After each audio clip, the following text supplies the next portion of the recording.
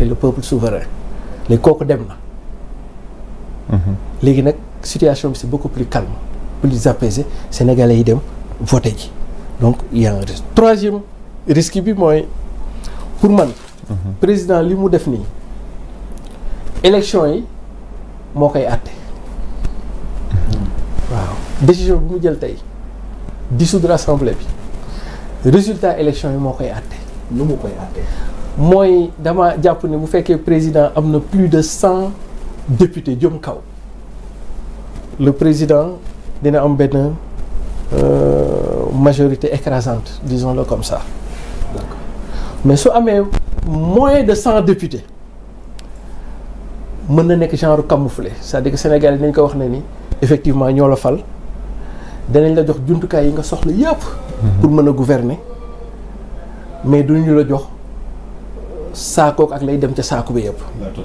la totalité xam nga lu tax. c'est-à-dire que dinañ la jox jumtukaay yi ça veut dire que les lois ordinaires di nga koy mën di voter mais les lois organiques yi nga xam ni c'est la structure que ça pose loolu nag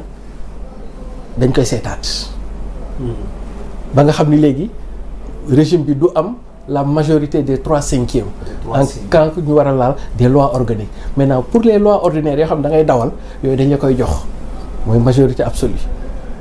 relative nga jël ko mais yoo xam ne moom dafay c'est des questions de loi constitutionnelle. nga xam day laal la structure léegi nag ñoom dañuy am seen droit de réserve. Quatrièmement et c'est là où il faudrait aussi l'intégrer pour le régime en place et je pense que c'est là le plus grand challenge mooy élection des fois ça se tient sur des détails. waaw grand élection ñi nga nekk ci tendance bu favorable nga ñëw ba ci cëppaandaw ga benn erreur bu ndaw yàqal la ko te ñun fii suñu erreur c'est ce que j'appelle la conjoncture économique et sociale. parce que at the end of the day xam nga gars yi lan nañu lijjanti lekk gi ak naan gi le social. C'est-à-dire tu peux avoir le meilleur programme qui soit. Tu peux avoir les meilleures idées qui soient.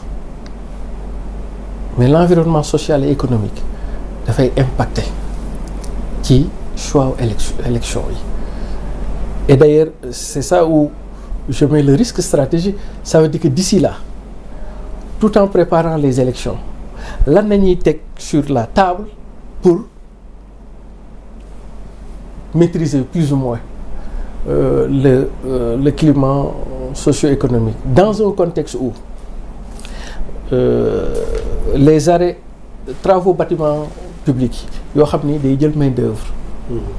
arrêté nañ ko pendant 3 mois et d'ailleurs président de la République déglu naa ko ca Mbour c'est vrai ñi ngi rafetlu lépp taxawaay bi mu ci am et puis di masawu ña fa loru mais pour man ni mu waxee il s'est attaqué aux conséquences mais il s'est pas attaqué aux causes.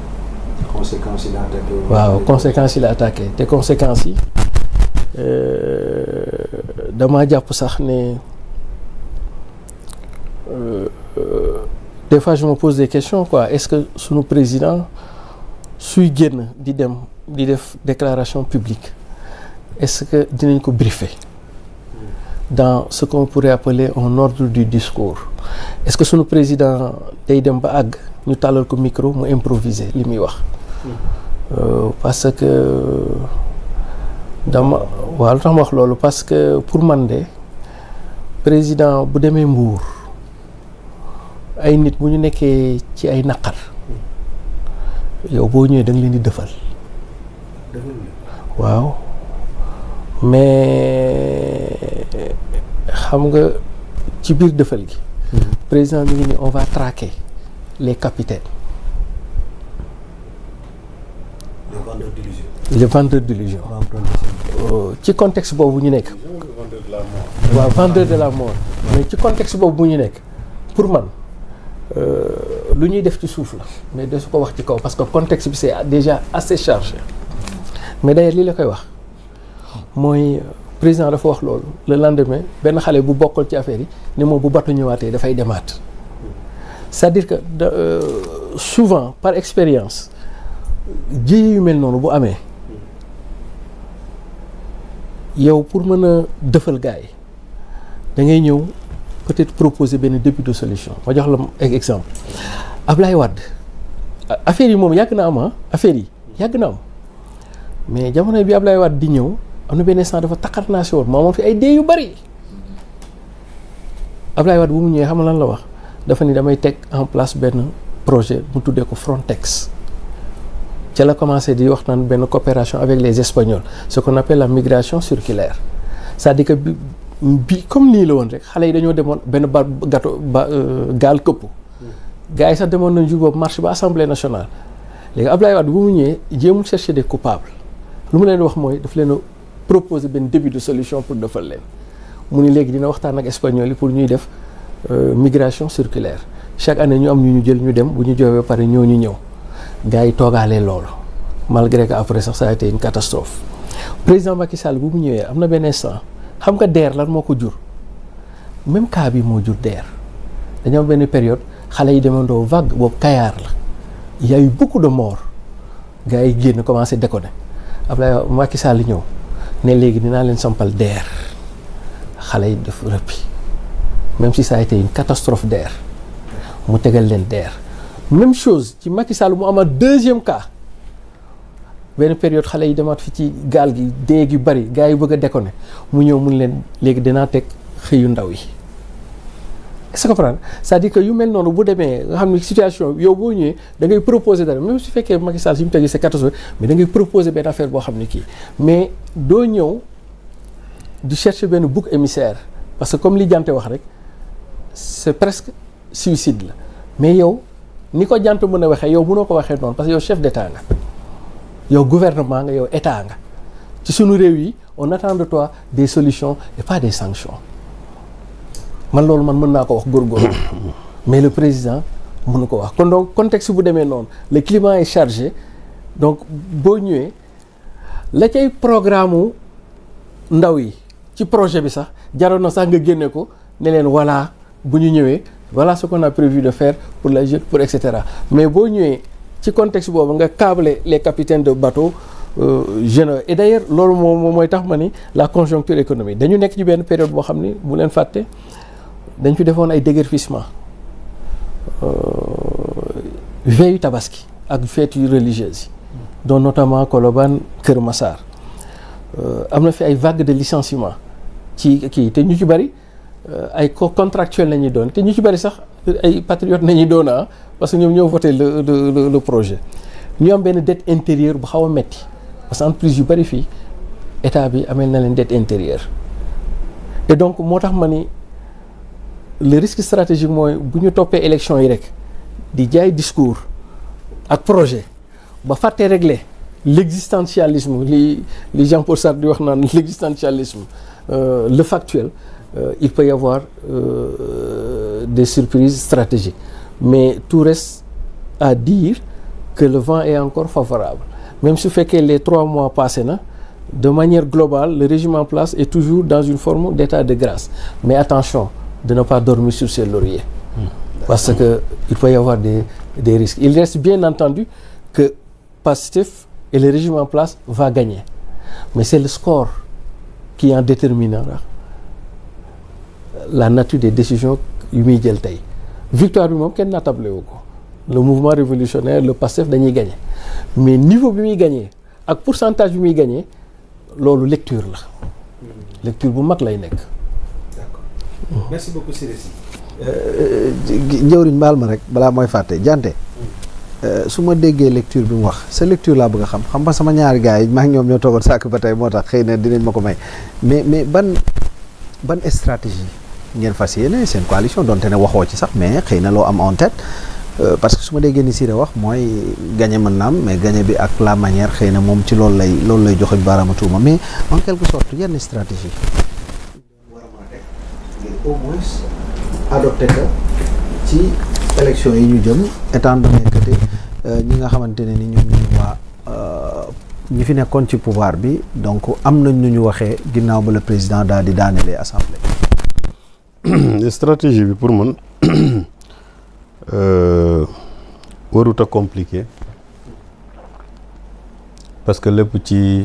investiture bi lay dépendre. xam nga sànq laaj nga fi honorable wala ex honorable sama sëriñ la te yëpp naa ko moom. ndax président waxtaan ak ñoom. waaw bu ne woon waaw dina ma bett. dina ma bett ci président de la République parce que bi mu jotee réew mi dafa démissionné de toutes ses responsabilités au niveau du parti PASTEF bu dellu siwaatee nag nee na dafay waxtaan ak député PASTEF yi parce que bu démissionné rek moom dafay tëddee njaaxanaay donc sénégalais yëpp la yemale. li tax mu dissoudre assemblée bi c'est pas pour que PASTEF nekk fa majoritaire mais sénégalais yi choisiral ko ay députés yoo xam ne dinañ ko war a mun a permettre mu doxal sa politique députés yooyu duñ jóge PASTEF rek donc aujourd'hui il a renvoyé tout le monde face à nos responsabilités moom mooy que ne ci tànneef bi je ne pense pas que ñu war a ne bërëb sangam suñu coordonnateur la ñuy def candidat fekk coordonnateur boobu amul ñaari nit ci ginnaawam te Diomaye bu muy egsi au niveau de la présidence de la République ay nit ñoo ko gunge parce que jamono jooju Pastef amuloon donc ay sénégalais yoo xam ne ñoo bokk gis-gis ci réew mi ñoo manko pallier d'abord à la dissolution de Pastef nekk fi ànd ak waa Pastef fii fi nekkoon ñu mettre en place une coalition ba mu mujjee waaw donc déjà y avait Lacoste ensuite y avait Sonko président bi ñu mujjee ci Diomaye président donc tey jii pour man Ousmane Sonko est premier ministre du Sénégal mais Ousmane Sonko est président du parti PASTEF Ousmane Sonko est membre de la coalition Diomaye donc tey jii il ne s'agit pas du président de la République mais Ousmane Sonko moom la ñu war a mun a permettre ak xel bu dal mu composer les mu réaliser les investitures yoo war a permettre au président Bassirou Diomaye et à son camp d'avoir la majorité à l'Assemblée nationale te ñi bañ a jiital seen i bëgg-bëgg ak seen i intérêt mais ñu jiital d'abord l'intérêt du Sénégal loolu si tout le monde le comprend on peut avoir des listes gagnantes moo xam ci département yi la moo xam liste nationale la ñu am des listes gagnantes bu ñu demee ci joŋante yi ñu mën a réussir parce que en réalité pour revenir un peu à la dissolution de l'Assemblée nationale et je pense que là encore le président Bassirou Diomaye a totalement raison parce que bu bàyyoon demee premier ministre am boo xam ne moom moo ko choisir mu dem assemblée nationale waxuma tentative d'humiliation yoo xam ne moo ngi koy xaar mais seen motion de censure bi nga xam ne yëkkati nañ ko laata sax premier ministre dafa dem dafa DPG bu loolu amee après mu dissoudre assemblée nationale gars yi dañuy naan dafay fayantoo donc en toute responsabilité en tant que président de la République dafa war a éviter ce genre de scénario au Sénégal mu jël matuwaay comme app bi jot na mu dissoudre assemblée nationale bi sur la base d'un décret qui annule le décret précédent donc man je pense que à ce niveau-là c'est très clair maintenant en face oui ce que Siré a dit est totalement juste il ne s'agit pas d'aller pour gagner avoir la majorité à l'Assemblée nationale naan mais ban façon majorité la ñu war a mën a am te loolu pour que ñu am ko il faudrait que ñun ñëpp xam nga waxoon naa ko une fois ñun ñoo choisir président Bassirou Diomaye parce que daf ñu diggoon rupture ñu jàpp ne dañu war a def rupture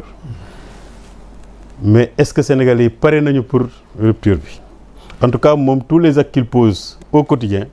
wane na ne moom dafa nekk ci rupture Sénégalais yi nag ñoo ko war a fekk si ànd ak moom di def rupture nag pour man commencé ko moom mooy nga mën a fàtte sa bopp yow jiital Sénégal parce que bu Sénégal baaxee ak yow foo mënta nekk sa yëf dina baax sa affaire dina baax donc nañ jiital Sénégal ñu bañ a def suñu kii bi on a encore les moyens de gagner largement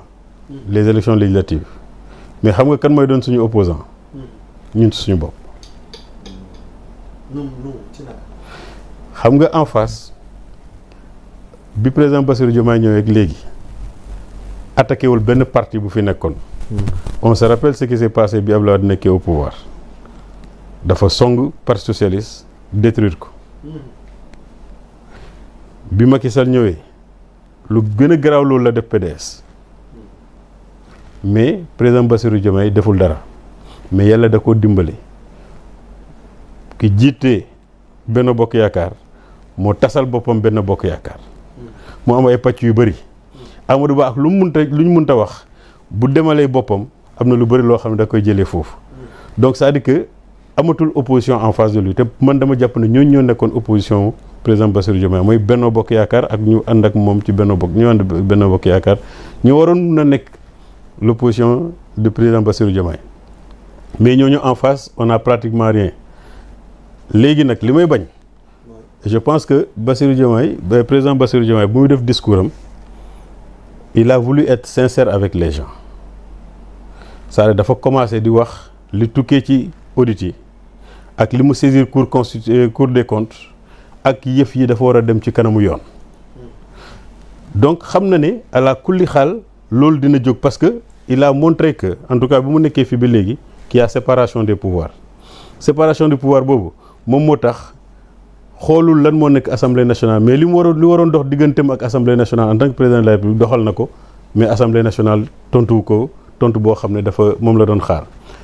ci wàllu justice ñëpp xam nañ ne également amul benn intention en tout cas amul benn acte bu mu posé pour montrer que moom dafay manipuler la justice léegi nag bu yoon naree def liggéeyam mu tombee ñu war a dem ci ay campagne électorale bu ñu naan que c'est une chasse aux sorcières wala daf leen bëgg a yàqal moo tax mu commencé son discours en disant que li ñu doon liggéey ba léegi sotti na laaj nañu cour des comptes mu wax ñu moom lan la ci xalaat donc léegi yëf yi dafay dem ci kanamu yoon bu ko defee c'est les tenants du régime sortant ñoom ñoo war a dem wuyu ji devant la justice et qu'on ne dise pas que daf ko def pour yàqal leen seen campagne électorale ak yooyu parce que réew mi foog mu dox il faudrait pas que les gens le disent léegi nag si on n'a pas d'opposition en face de nous suñu opposition ci ñun suñu bopp lay doon maanaam ñu ne léegi Siré Sy dañ koy investir moom mu nekk foo xam ne dafa nekk ak benn waaye bu nekk Pastef kooku taxaw ne non man maa war a dem bu boobaa xëccoo bu ndaw boobu moom moo ñu war a yàqal moo tax nag ma ne bu ñu tolloo fii parce que man dama mos a jàpp ne avant président Bassirou Diomaye di tas assemblée nationale dafa war a am ay réformes yoo xam ne dañ koy def xam nga tey jii. parce qu'il y a eu beaucoup d'erreurs identifiées. ak mode de scrutin assemblée nationale. xam nga léeg-léeg nit jóg taxaw mu ne man député Macky Sall la nga mere ko. mais boo seetee bu baax député Macky Sall la. comprendre nga da ngay toog sa kër Macky jël la mu ne la yow laa def ci liste nationale bu ñu la falee bu ñu la investir. amul 2 personnes yu nekk sa ginnaaw. waaw amul 2 personnes yu nekk sa ginnaaw seen président groupe parlementaire bu jógee fii léegi. ban base la am ci kër gi sax faral non ban base la am kooku à Thiès. c'est lui le président du groupe parlementaire il a été investi sur la liste nationale. oui il a été investi sur la liste nationale peut-être qu'il n'a même pas battu campagne. non. comprendre waaw non c'est-à-dire xam nga kooku c'est-à-dire man bu ñu defee Siré sur la liste départementale dafay wàcc dem campagne mooy bu ma defee sur la liste nationale mën naa bañ a dem campagne. mu liggéey jox ma falu. mais kan ma député kan la ki ma met ci ki ma def ci liste bi. moo tax gars yi ne man député Abdoulaye Wade la député Macky Sall la donc pour man yooyu il fallait que ñu réformer en profondeur bu ñu bàyyi woon président Bassirou Diomaye ak xel bu dal dina doon li ñu waxoon nii yëpp dina bàyyi loolu yëpp jàll mu engager des discussions avec la classe politique ñu réformer le mode de scrutin à l'Assemblée nationale ba loolu yëpp yemb ñu doog a dem ci élection boobaa dinañ am une assemblée représentative du peuple man bu ma nekkee candidat ci sama gox mag jëwriñ ñoo bokk gox bi moom aussi mu bëgg a nekk candidat te bokkuñu liste mais nañ dem ba devant les électeurs moom mu wax programme man mu wax son programme buñ ko falee ma xam ne il a battu campagne mais yow dañ lay choisir ci liste bi nga ànd ak Saa Wolof koo xam ne kenn xamu ko yow bu ñu la falee rek Saa Wolof falu na xam nga après on retrouve du tout à l'Assemblée nationale mais tey jii ñoom ñoo provoqué précipité la dissolution de l'Assemblée nationale dissoudre nañ ko ala kulli xaal ci diir boo xam ne moom la constitution bi fixé on n'a pas le temps d'engager les discussions pour aller vers les réformes léegi nag on est obligé de reconduire le même mode de scrutin et peut-être que avec un certain effort de la part des uns et des autres man ma souhaiter ko d'abord dans mon camp que nous puissions aller sur la base de discussions franches et sincères ñu choisir ñoo xam ne ñii kat bu ñu leen choisir ci seen diwaan am nañu gannaaw te dinañu permettre nit ñi ñu falu donc je pense que loolu bu loolu amee te ku nekk fàtte sa bopp war nañ mën a aller vers une victoire assez écrasante même si on n'a pas une majorité écrasante mais au moins une majorité confortable qui permettra au président Bassirou Diomaye de pouvoir conduire sa politique et c'est ça que je souhaite mais maintenant nag am na taxawaay yoo xam ne aussi bu ko nit ñi amee xëy na les gens n'accepteront pas certaines choses et le peuple n'acceptera pas ça aussi te bu boobaa dafay nekk sanction contre nous et à partir de ce moment-là imaginez un instant que le 17 novembre li tukkee ci résultat mu bañ a jox président Bassirou Diomaye une majorité cela veut dire que d'ici 2 ans encore dootul mën a tas assemblée nationale bi il sera obligé de composer avec cette assemblée nationale là et ça va fragiliser son régime donc aujourd'hui la balle est dans son camp à lui mooy ñoo xam ne dañoo ànd ak moom ba mu falu ñu am considération mutuelle ci suñu diggante ñu mettre en place des listes gagnantes pour que véritablement bu ñu demee ñu may ko une majorité qui lui permettra de ne pas regretter d'avoir dissous une assemblée n'est-ce pas pour avoir pire que ça. D'accord. dafa mel ni dañ may wax ne Boubacar Camara Diengou mu ngi ci ligne bi Boubacar Camara asalaamaaleykum. waaleykum salaam wa rahmatullah Serigne Djibi. waaw Serigne Boubacar maa ngi lay nuyu. ñu ngi lay ziar bu baax bëgguma wax sa surnom ci antenne bi. non garaawul waxal rek amul benn problème. sama noon bi Saa Wolof mu ngi reetaan sax na mu ngi yàqam di nga wax ko. non du ma wax dara. mais ñi nekk ci plateau bi yëpp a ngi lay nuyu donc di la jox sa wàccuwaay Boubacar Camara ki jiite Diengou moo nekk en direct ak ñun. donc sëriñ bi sànq nga suivre jombul discours président de la République son excellence monsieur Bassirou Diomaye Diakhar Faye lañ ca gën a jàpp ci ponk bokk na ci ne assemblée ba dissoudre nañ ko déclaration politique générale du am comme ni ñu ko waxee woon le 13 septembre rax ci dolli tamit ñu joxe date jëm ci wàllu élection yi mais d'emblée dissolution assemblée nationale bi naka nga ko jàngatee président Boubacar Camara. waaw jërëjëf ñun niñ ko jàngatee mooy tey président Bassirou Diomaye Diakhar Faye dafa yeewi askan wi. daf leen yeewi ci ngànk bi nga xam ne ay député ndaw réew mi yoo xam ne dañu doon jàppale régime mu Macky Sall bi nga xam ne moom la ñu daaneel ci mois de mars ngànk nañ ko pencu ndaw réew mi ba kenn mënatu fi def dara lu sotti. moo tax tey. bu ko defee jël na responsabilité am comme président de la République ci sama gis-gis sax xaw na ko yéex a def parce que pour man actes yi ñu posé ci jamono yi weesu yëpp di fatt bunt yi mënoon na justifier ñu laajte dissolution te dañ koy am waaye yegsi nañ ci actes yi posé du ma ci dellu si règlement intérieur bi gis nga coow li ci am te lu simple la woon waxtaan